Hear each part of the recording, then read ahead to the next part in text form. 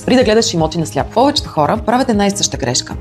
Тръгват да ходят на огледи, без да знаят какво могат да си позволят като финансиране. Резултатът – загубено време. Напоследък често чувам: ще тегля кредит от банката, в която си получавам заплатата. Това не винаги е правилното решение. Защото всяка банка оценява даден кредит по различен начин, в зависимост от типа на обезпечението, локация, тип строителство, степен на завършеност. И това влияе директно върху условията на кредит. А разликата е не дали ще вземеш кредит, а дали ще вземеш правилният за теб кредит. Какво правят подготвените купувачи? Правим кредитна консултация преди огледите.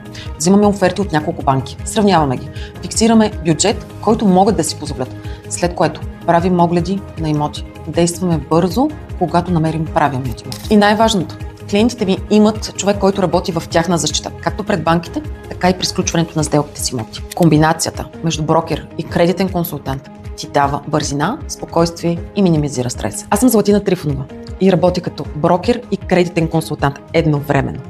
Ако ти предстои покупка на имот с ипотечен кредит, свържи се с мен.